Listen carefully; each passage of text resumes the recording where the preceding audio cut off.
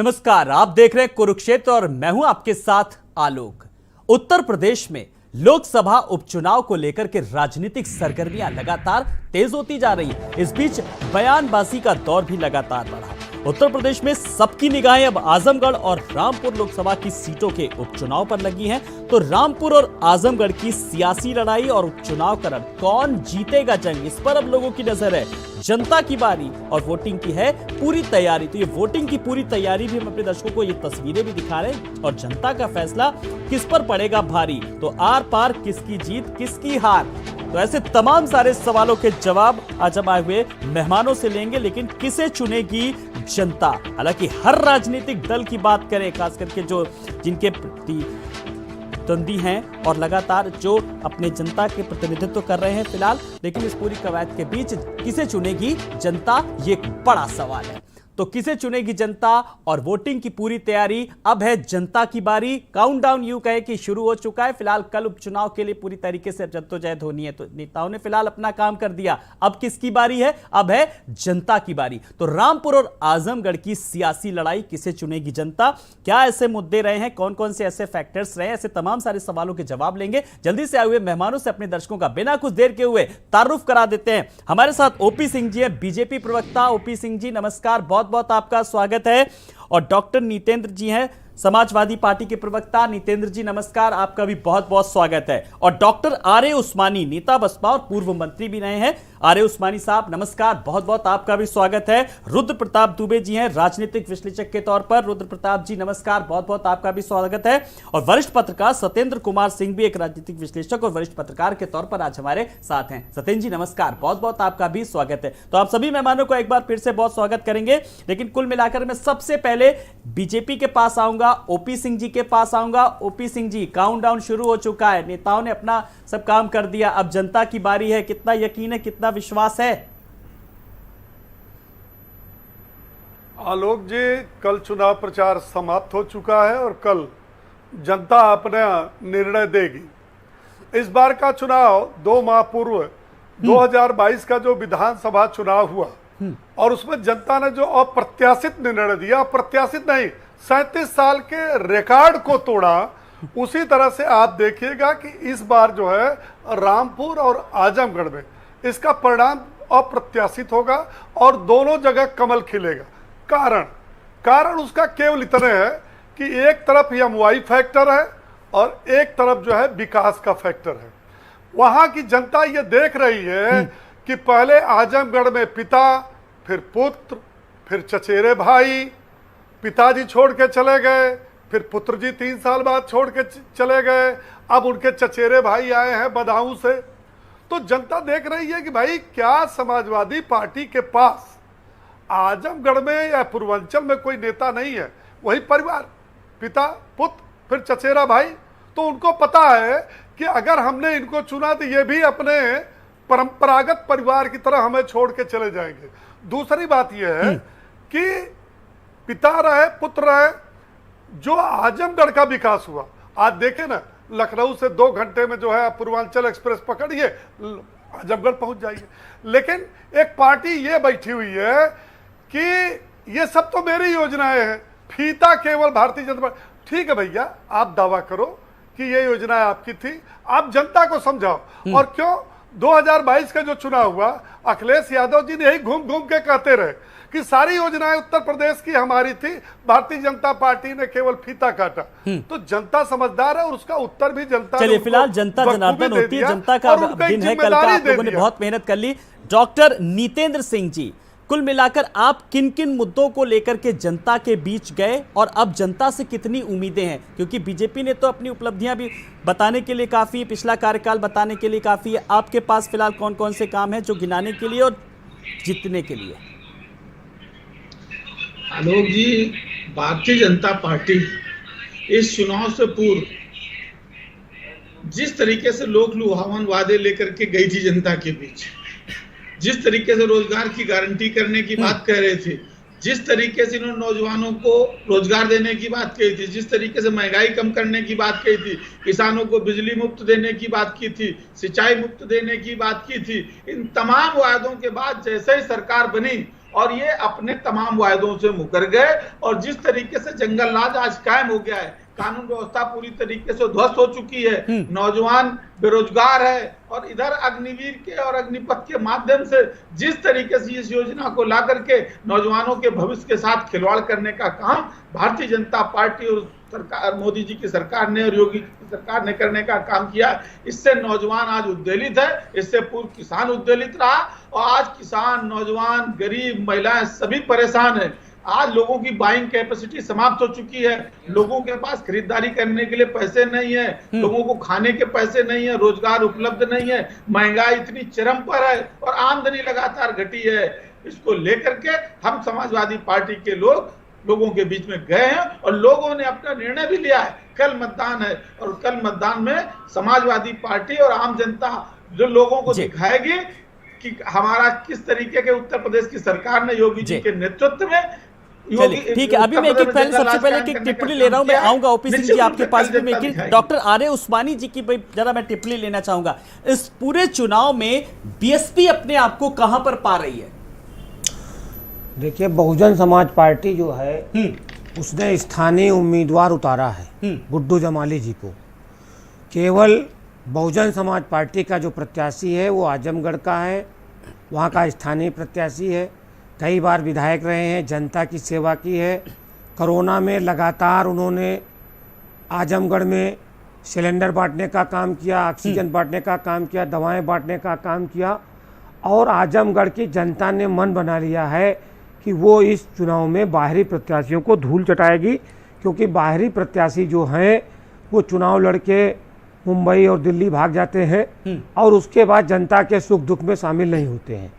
Bahujan Samaj party की तरफ जनता इसलिए भी देख रही है कि बहुजन समाज पार्टी ने बहुत ईमानदारी से जो उत्तर प्रदेश में 5 साल सरकार चलाई थी, बहन जी ने सबका समतामूलक समाज की स्थापना की थी, सबको सम्मान देने का काम किया था, गरीबों की सुनवाई होती थी, कहीं पे जुल्म और ज्यादती नहीं होती थी, लाइन ऑर्डर मेंटेन रहता था।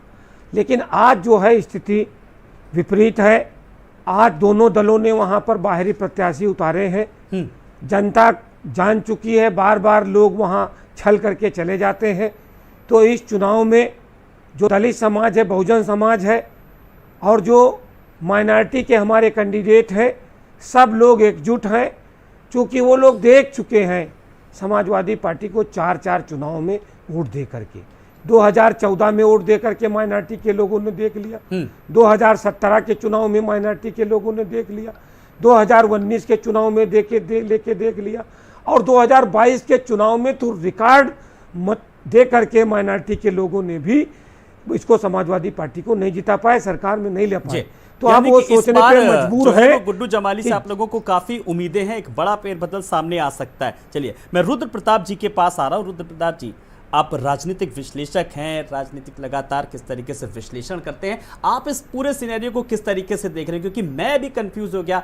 मैंने जब बीजेपी से पूछा, उसने भी अपनी उपलब्धियां बताई, सपा के पास गया, उसने भी अपनी उपलब्धियां बताई, बीएसपी के पास गया, उसने भी अपनी तमाम सारी उपलब्धियां। ऐसे तो वोटर के सामने कितना कंफ्यूजन होता होगा, मोर स्टडी मोर कंफ्यूजन। बिल्कुल सही बात है आलोक जी। 3 या 4 पॉइंट्स में समझने की कोशिश करें इस चुनाव को, तो पहला पॉइंट है कि देश को 6 प्रधानमंत्री देने वाले ये कांग्रेस पार्टी के पास आज ना तो प्रदेश अध्यक्ष चुनने के लिए है और ना कोई एक ऐसा उम्मीदवार ढूंढने के लिए जो चुनाव लड़ ही सके। जीतने की बात अलग है। तो ये देखना पड़ेगा कि देश के सबसे बड़ी राजनीतिक विपक्षी दल होने का दावा करने वाली कांग्रेस आज देश के सबसे जागृत राजनीतिक प्रदेश में इस हालत में पहुंच गई है कि उसके पास लड़ने को उम्मीदवार नहीं बच रहे। दूसरी बात कि पिछले विधानसभा चुनाव में बसपा बहुत अच्छा चुनाव नहीं लड़ी थी, उसके बावजूद इन उपचुनाव में जिस एक सीट पे वो लड़ रही है वो मुख्य फाइट में है, मेन फाइट में है। और कल उलेमा काउंसिल के शाह आलम गुड्डू जमाली जी को खुले समर्थन के बाद स्थितियां उसके पक्ष में और बेहतर हुई हैं। तीसरी जरूरी चीज देखिए, लोकतंत्र सहभागिता से चलता है। आप हार जीत की संभावनाओं को दरकिनार नहीं कर सकते, आप उनको लेकर अपनी जिम्मेदारी से भाग नहीं सकते। एक तरफ जहां भारतीय जनता पार्टी के मुख्यमंत्री, दोनों डिप्टी सीएम, प्रदेश अध्यक्ष प्रचार के लिए गए हुए थे, वहां समाजवादी पार्टी के बड़े नेता ने इससे थोड़ी तौबा की। मुझे लगता है लोकतंत्र में सहभागिता दर्शानी चाहिए, जीत हार की जिम्मेदारी नैतिक उठानी चाहिए और जानी चाहिए, जो कि एक जरूरी कदम था। चौथा कदम कि पूर्व प्रधानमंत्री चंद्रशेखर जी कहा करते थे कि पूर्वांचल तक आते आते विकास के मुद्दे खत्म हो जाते हैं, जातियां हावी हो जाती हैं। आजमगढ़ वो जगह है जहां पर पिछले 19 चुनाव में 13 बार यादवों ने जीत हासिल की। MY फैक्टर बहुत ही वहां पे सुनियोजित फैक्टर रहा है, जीत का फैक्टर रहा।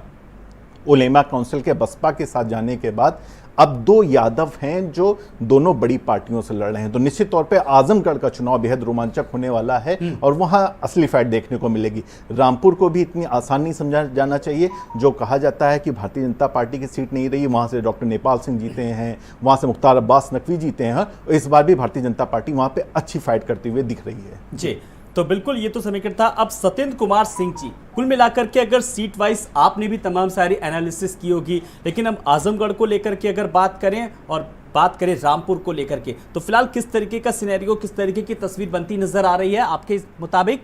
देखिए, अभी जैसे वहाँ पे बताया कि जो जमानी साहब हैं, गुड्डू जमानी साहब, उनको वहाँ पे कैंडिडेट के रूप में आजमगढ़ में उतारा गया है BSP के द्वारा। लेकिन ये भी देखना होगा कि जो पूर्व में थे वो AIMM के कैंडिडेट थे विधानसभा में मुबारकपुर से, और कुल मिला के 36,000 वोट केवल वो पा चुके थे। तो ये समीकरण वहाँ पे ये दिखता है, जैसे अभी रुद्र प्रताप सिंह जी ने भी कहा कि वहाँ पे बेसिकली MY फैक्टर का बड़ा अच्छा कम्बिनेशन रहता है और उसमें कंटेस्ट काफ़ी क्लोज दिखते हैं। तो अगर यादव और सिर्फ यादव है और फिर उसके बाद जो वोट का जो नेक्स्ट ईयर आता है जिसमें कि हम कहते हैं कि हाँ मुस्लिम वोट का बंटवारा, और अगर पीछे से कोई इस तरह की कहीं ना कहीं एक डिक्लेरेशन भी होता है कि हम इस कैंडिडेट को सपोर्ट करेंगे एक पर्टिकुलर कम्युनिटी के द्वारा, तो उसका भी एक बड़ा अच्छा समीकरण बन सकता है कि वो वोट का शेयर कैसे बढ़ता है 2 यादवों के बीच में, और पीछे से जो एक मुस्लिम फैक्टर है वो किस तरह से दिखता है। बसपा का इसमें बहुत अच्छा पूर्वांचल में होल्ड रहा है, क्योंकि जातिगत समीकरण के हिसाब से देखें तो बहुत बहुतायत में वहाँ पे SC कैंडिडेट या NCD पॉपुलेशन है। और मोटा मोटा अगर सारे चुनावों का विश्लेषण करें तो आप ये देखेंगे कि जितना भी वोट शेयर मोटा मोटा जो उनको मिला है, भले वो सीट ले ना पाएँ, भले वो अपने निकाल ना पाएँ, सरकार ना बना पाए हो, लेकिन कमोबेश उनका जो वोट शेयर रहा है वो वोट बैंक जो है वो लगभग उनका स्थिर ही रहा है मोटे तौर पर। तो ये आजमगढ़ की स्थिति अगर हम देखें तो है। और इसी हिसाब से अगर आप 2019 का इलेक्शन देखें, जब वहाँ पे कैंडिडेट सपा का जीता था, तो उस टाइम पे महागठबंधन वहाँ पे था, और उसमें जो करीबन वोट जो था वो कंबाइंड रूप में मिला, और ये कहा गया कि हाँ जो BSP का वोट एक्चुअली वोट था वो काफ़ी हद तक सपा कैंडिडेट के पास में निकल के आ गया। तो एक बड़ा अच्छा वहाँ पे था। लेकिन इस बार क्योंकि BSP वहाँ से कोई कैंडिडेट खड़ा नहीं कर रही है, और लगभग 51% वहाँ पे माइनॉरिटी है और करीबन 13% के आसपास में SC है, जिसमें वोट का बंटवारा बहुत ज़्यादा हमें नहीं दिख रहा है। तो एक अच्छा खासा कॉन्टेस्ट है। लेकिन हाँ, जिस हिसाब से एग्रेसिवली वहाँ पे कैंपेन BJP द्वारा भी किया जा रहा है, और विकास के मुद्दों को वो काफ़ी हाईलाइट करने की कोशिश कर रहे हैं, और क्योंकि वो थोड़ा सा दिल्ली से बहुत ज़्यादा दूर नहीं है, तो वहाँ का जो इम्पैक्ट आता है वो भी एक बड़ा रोल प्ले कर सकता है। बिल्कुल, तमाम सारे ऐसे फैक्टर्स हैं फिलहाल जो प्रभावित कर सकते हैं। तो एक एक प्रतिक्रिया मैंने सब आए हुए मेहमानों के लिए ली। मैं OP सिंह जी आपके पास आ रहा हूँ। कुल मिलाकर के सीट वाइज जो एनालिसिस हुई है, MY फैक्टर किस तरीके से कहीं ना कहीं हावी होता नजर आ रहा है, तो ऐसे में कितनी बड़ी थोड़ी सी चुनौती जरूर लग रही है कहीं ना कहीं? आलोक जी, आपके डिबेट में 2 बातें प्रमुखता से है। हाँ। हमारे समाजवादी पार्टी का साथी का आरोप था कि कानून व्यवस्था ध्वस्त है, और दूसरा उत्तर प्रदेश का विकास नहीं। वहीं हमारे सारे जो सम्मानित राजनीतिक विश्लेषक, पत्रकार और बसपा के साथी हैं, तो उन्होंने ज्यादातर चर्चा जो है MY की जी। मैं दोनों बातों का मैं ये बात उत्तर देना चाहता हूँ कि देखिए, उत्तर प्रदेश का विकास और कानून व्यवस्था, ये 2 का वादा करके हम 17 में आए थे, और जब 2022 में हम मैदान में गए तो जनता ने देखा कि भारतीय जनता पार्टी ने जो कहा वो किया। गुंडागर्दी को समाप्त किया, सारे माफिया और गुंडा जेलों में गए। इनकी जो समाजवादी पार्टी की सरकार में करोड़ों अरबों की संपत्तियां थी, उसको जो है भारतीय जनता पार्टी की सरकार ने किस प्रकार से 2,362,000 करोड़ की संपत्तियां थी पूरे उत्तर प्रदेश में, धीरे धीरे भारतीय जनता पार्टी ने उसको निकाला और गरीबों को दिया। आज प्रयागराज में गरीबों का, अतीक अहमद के जमीन पर गरीबों का आवास बन रहा, गाजीपुर में मुख्तार अंसारी पर गरीबों का आवास बन रहा। दूसरी बात यह है, वो उस पर चुनाव तो 22 में हो गया, जनता ने विश्वास करके मोहर लगा दिया। दूसरा MY फैक्टर चला। आप ये बताइए आलोक जी, जब 2022 का चुनाव चल रहा था, ये नारा किसने पहले दिया? पहले चरण के पश्चिम के चुनाव के पहले आदरणीय अखिलेश यादव ने जीने दिया। जब देखा कि किरकिरी हो रही है तब उन्होंने उस फार्मूले को ही पलट दिया। देखिए उत्तर प्रदेश और भारत में एक बहुत बड़ा अच्छा प्रचलन चल रहा है कि जब चाहो जिन शब्दों का इस्तेमाल करो और जब चाहो उसका पर्यायवाची उत्तर दे दो। नहीं MY का मतलब ये हुआ। चलिए MY का मतलब हर राजनीतिक दल ने चुनाव में अलग अलग दे दिया। ये भी मैं बता दूं, कहीं मुस्लिम यादव हुआ तो बीजेपी ने फिलहाल मोदी योगी भी कहा, तो MY फैक्टर के सबने अपने अपने हिसाब से मायने दिए। चलिए जल्दी से डॉक्टर नितेंद्र जी, तमाम सारे सवाल उठ रहे हैं कि जो विकास को लेकर के और कानून व्यवस्था आप लोग मुद्दा उठा रहे हैं, लेकिन आप लोगों को काउंटर भी लगातार जवाब मिल रहा है। बड़ी बात यह है कि अब आप लोग 2024 की भी फिलहाल तैयारी कर रहे हैं, लेकिन यहाँ पर भी एक जो सीट है वो काफी टफ है।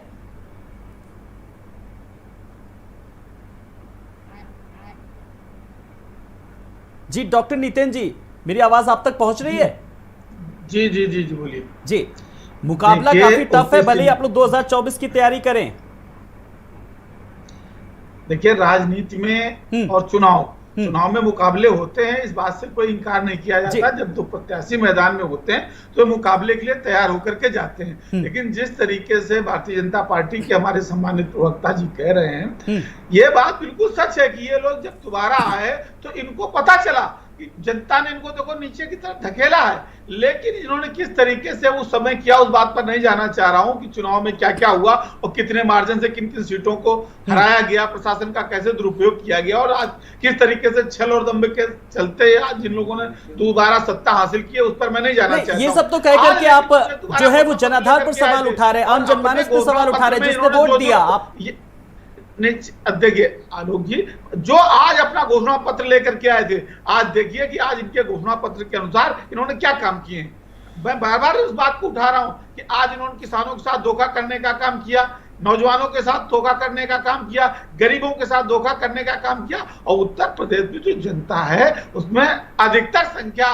सर अब मैं ये सवाल कुछ करूंगा जब तमाम योजनाओं को लेकर, तो आप मुझसे ही कहेंगे कि आलोक जी आप तो एंकर कम, आप बीजेपी के प्रवक्ता हैं। अब कितनी तमाम गरीबों के लिए कल्याणकारी योजनाएं आई, चाहे वो रहने के लिए कांचीराम योजना से लेकर के किस तरीके से अटल योजना तक लेकर के, चाहे पेंशन को योजना को लेकर जो सवाल उठते हैं, कानून व्यवस्था को लेकर के विपक्ष सवाल उठा, तो उसका भी माकूल जवाब मिला। नितिन जी, आप किन किन मुद्दों को लेकर के जनता के बीच गए फिर?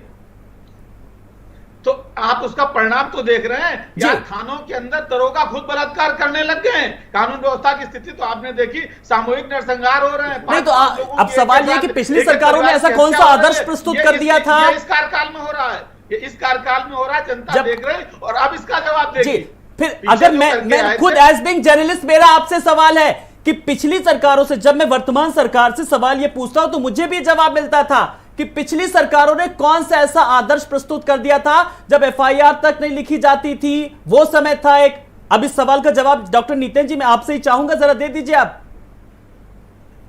सरकार ने जो आदर्श प्रस्तुत किए थे आज उन्हीं पर अभी 5 साल पूरे हो गए। योगी जी उन्हीं आदर्शों पर चलते रहे। जितने विकास के काम एक्सप्रेसवे से लेकर गाना स्टेडियम तक, समाजवादी पेंशन योजना से लेकर लैपटॉप तक, आज जो योजना समाजवादी पार्टी की सरकार में चलती थी जिसका भारतीय जनता पार्टी के लोग मखौल बनाते थे, आज उन्हीं योजनाओं को अपने घोषणा पत्र पर लेकर के उन्हीं रास्तों पर चलने का काम कर रहे हैं। ये समाजवादी पार्टी के कार्यक्रमों और आदर्शों की स्थिति रही है। रही बात कानून व्यवस्था की, आप सबने देखा आज पिछले कई टीवी चैनलों का विश्लेषण भी है कि जो कानून रेट था अपराध का उससे कितना बड़ा है भारतीय जनता पार्टी में। ये आंकड़ों की जादूगरी भारतीय जनता पार्टी के लोग करते हैं, लेकिन कितना छुपाएंगे। ओपी सिंह जी, बराबर ये आरोप लग रहा है कि आंकड़ों की बाजीगरी की जा रही है। जब सरकार तमाम सारी चीजों पर फोकस कर रही है, चाहे वो महिला सशक्तिकरण की बात हो, चाहे वो युवाओं की बात हो, चाहे वो बेरोजगारों को लेकर के बात हो, कानून व्यवस्था को लेकर के बात हो, बुजुर्गों की बात हो, अल्पसंख्यकों की बात हो, फिर भी आखिर विपक्ष इतने सवाल उठाता है। जरा मैं चाहूंगा आप बेबाकी से सवाल का जवाब दीजिए, बड़ी जिम्मेदारी से। आलोक जी, सवाल उठाना भी चाहिए। अगर हम सत्ता में हैं तो विपक्ष को सवाल उठानी चाहिए, और हमारे रीत नीति में कोई कमी है सरकार की तो जनता को भी उठाना चाहिए। मैं इसका सम्मान करता हूं, उठाना चाहिए। लेकिन क्या है कि केंद्र में एक पार्टी है वो 2019 से आत्ममंथन कर रही है, और प्रदेश में एक ऐसी पार्टी है जो 2014 से आत्ममुग्ध है। वो अपनी पीठ खुद थपथपाती है, हर चुनाव में जाती है और वो कहती है। देखिए आलोक जी, जनता बहुत जागरूक हो चुकी है। आप ये बताइए कि 5 साल के अंदर, छोड़िए हम ये कहते हैं कि कोरोना से बड़ी महामारी, वैश्विक महामारी तो इस देश में कभी आई नहीं हमारी आपकी उम्र में। 3 साल तक ये सांसद रहे, क्या अखिलेश यादव जी कभी आजमगढ़ जा करके जनता से ये जानने का प्रयास किया कि इस दुख की घड़ी में आप कैसे हैं? और नहीं तो जनता को भड़काया भी कि यह वैक्सीन बीजेपी का है, इसको न लगवाइए। आप बताइए, जिस वैक्सीन से जनता, खैर छोड़िए। दूसरी बात, देश की आजादी के 70-72 साल बाद भी क्या जनता की सरकार में कभी भागीदारी रही? कभी जात पात, कभी गुंडागर्दी, कभी तुष्टीकरण की राजनीति, कभी हिंदू मुस्लिम की राजनीति, लेकिन जनता की भागीदारी कब हुई? जनता की भागीदारी भारतीय जनता पार्टी के सरकार में हुई। अगर ये बता दें कि इन्होंने या कोई पार्टी इस देश की बता दे कि जनता की भागीदारी उनकी सरकार में हुई है, तो जो कहिए। चलिए, सबको मौका देना है। मुझे जल्दी से एक बार नितेंद्र जी, आप इस सवाल का जवाब देना चाहेंगे? जल्दी से दीजिए, फिर मुझे और भी मेहमानों से उनकी टिप्पणी लेनी। जल्दी से सुनेंगे। अब ओपी सिंह जी मौका देंगे, आप भले विपक्ष को मौका नहीं दे, लेकिन मैं पूरा मौका दे रहा हूं। जल्दी से डॉक्टर नितेंद्र जी सुनिए, जनता की सहभागिता कितनी इसी सरकार में देखने को मिली है, साफ तौर पर कहना है ओपी सिंह जी का। पहले प्रदेश में जो सरकारें थी वो 2 नाम से जानी जाती थी, एक बंदूक वाली पार्टी जानी जाती थी, एक संदूक वाली पार्टी के नाम से जानी जाती थी। ये सिर्फ और सिर्फ भारतीय जनता पार्टी करती है। चुनाव का समय का नारा लगा रहे भूल जाते हैं। ये भारत का नारा लगा रहे हैं, शमशान कब्रिस्तान ये लेकर के जनता की भागीदारी पाकिस्तान आपका रिश्तेदार है क्या? तो वो सिर्फ और सिर्फ समाजवादी सरकार में होती है, जहां सबको जिसकी जितनी हिस्सेदारी उसकी उतनी भागीदारी के फार्मूले पर समाजवादी पार्टी चलती है। और लगातार हम लोग कर रहे हैं, लोहिया का प्रवचन याद कर लीजिए। पूछ रहा हूं कि क्या आप जातिवार जनगणना करा दीजिए और जिसकी जितनी हिस्सेदारी उसकी उतनी भागीदारी करा दीजिए। क्यों आप आ गए अपने उस पर, आ गए जातिवाद की राजनीति पर। हिस्सेदारी अरे भाई, उतनी भागीदारी कराइए। जनता की आप बात करते हैं, जनता की भागीदारी और ये समाजवादी सरकार में होती है। आप जनता 4 चुनाव पूरी तरह से परास्त कर आप चुकी है। 80-20 करते हैं, हिंदू मुसलमान करते हैं, भारत पाकिस्तान करते हैं, फिर वही घूम फिर के बात आ गई। क्यों चुनाव के पहले आखिर हिंदू मुसलमान हो रहा है? जी, क्यों तुष्टीकरण की राजनीति जैसे सवाल उठने लगते हैं? रुद्र प्रताप जी, जनता के सवालों को क्यों नहीं जनता उठाते राजनीतिक दल? बड़ी बात तो यह है, आप क्यों विकास की बात नहीं करते हैं? क्यों आखिर हिंदू मुस्लिम होता है हर चुनाव के पहले? किस तरीके से बयानबाजी भी हुई है यहां पर? मैं बड़ी बेबाकी से सवाल करना, इस चुनाव में उपचुनाव में बड़ी जबरदस्त तरीके से बेबाकी हुई है, बयानबाजी हुई है, चाहे वो राहु केतु की बात हो, चाहे वो नागनाथ सापनाथ, जैसे ऐसे तमाम सारी चीजों का आपने भी सुना हो किस तरीके से जिक्र हुआ। रामराज वर्सेस अब्दुल्ला राज जी, जनता की बात क्यों नहीं उठाते? अगर इसका एक पैमाना है तो आप संसद की उपस्थिति और संसद में पूछे गए सवालों को जांच लें तो पता चल जाएगा। आजमगढ़ संसद में अपनी सर्वाधिक कम उपस्थिति के साथ दर्ज हुआ, 36% की उपस्थिति और 0 प्रश्न आजमगढ़ के सांसद द्वारा। रामपुर के साथ हम इस बात की छूट ले सकते हैं कि आजम खान साहब जेल में थे, तबीयत अच्छी नहीं रही, कोविड के टाइम में भी ही वो अस्पताल में भर्ती रहे, तो एक छूट मिल सकती है।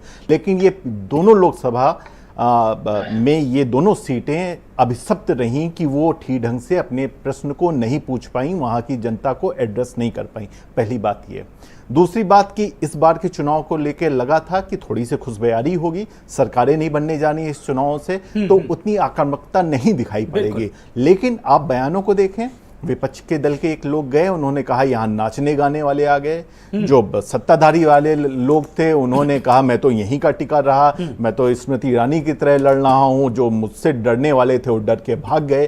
तो गरिमाएं और मर्यादाएं टूटती हैं, और ऐसे वक्त पे टूटती हैं जब उसके रिजल्ट्स का बहुत ज़्यादा प्रभाव नहीं पड़ने वाला। बात ये ज़रूरी है कि जो लोग लड़ रहे हैं उन्हें ये देखना चाहिए कि भारत की एक बड़ी जनता इस उम्मीद के साथ देखती है, क्योंकि विश्वविद्यालयों में अभी भी पॉलिटिकल साइंस एक सब्जेक्ट के तौर पर पढ़ाया जाता है, तो आपके बयान, आपकी सीखें कहीं ना कहीं किसी को प्रभावित और प्रेरित करने का काम करती हैं। तो अगर चुनावों को आपको सही दिशा पर ले जाना है तो कम से कम पहले नेताओं को मर्यादा और नैतिकता सीखना पड़ेगा। बिल्कुल रुद्र प्रताप जी, जिस तरीके से लगातार अब मैं चाहता हूं एक सार्थक बहस हो, कुछ चीजें निकल करके आए, कम से कम जो लोग देख रहे हैं। बड़ी बात यह कि जो नई पौध, जिस तरीके से आप नई पौध भी तैयार कर रहे हैं, लोगों को शिक्षा देते हैं, वो इस बारे में क्या सोचेगी? डिबेट में तो सब बड़ा किस तरीके से सवाल पूछते हैं, राजनीतिक दल शुचिता की बात की जाती है, नैतिकता की बात की जाती है, लेकिन चुनाव आते आते किस तरीके से जो स्तर होता है वो कहां तक पहुंच जाता है, मुझे शायद कहने में यहां पर कोई गुरेज भी नहीं होगा।